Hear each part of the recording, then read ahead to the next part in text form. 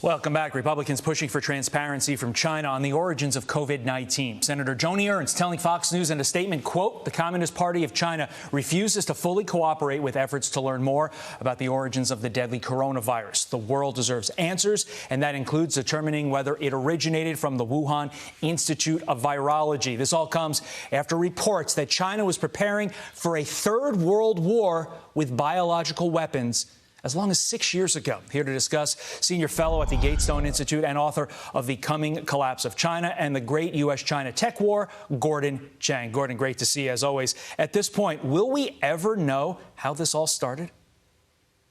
You know, Todd, I think we very well may. And it's because although the Chinese government and the Communist Party are doing their best to prevent us from learning, Chinese people are actually starting to talk. And because of that, eventually we will find out. Also, you know, we can look at the coronavirus itself, and that may have some clues. But there's one thing we know, Todd, and that is that Xi Jinping, the Chinese ruler, deliberately took steps to spread this disease beyond China's borders. So even if it wasn't a biological weapon to start out with, the Chinese leadership turned it into one.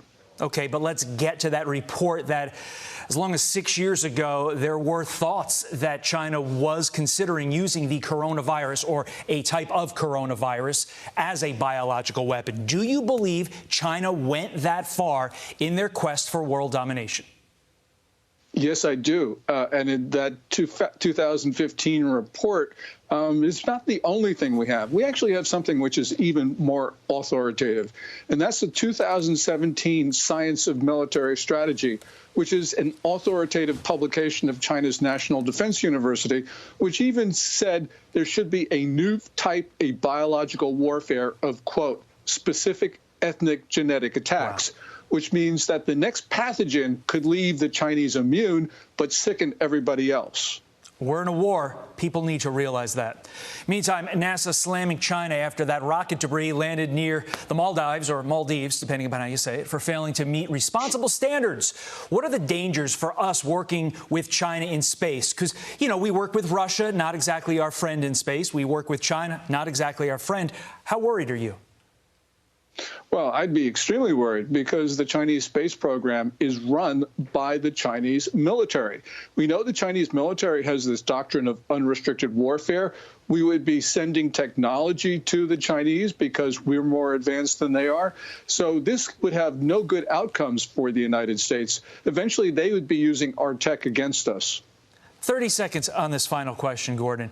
The combination of all these stories that we've done here in the first 3 minutes, we clearly are in conflict with China. It may not be the conflict you remember from looking in your history books, the conflict you see on old World War II videos, but we are in a conflict. If you're not watching Fox News, if you're not listening to Gordon Chang, is the average American aware of what is going on?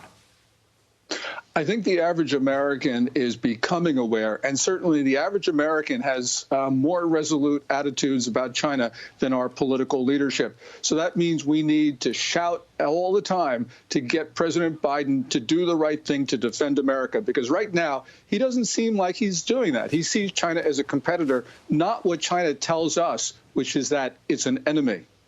We're not trying to fearmonger here. We're trying to open up eyes to a reality. Gordon Chang, we appreciate Absolutely. you being the one to do that, as always, getting up early with us. Thank you, sir.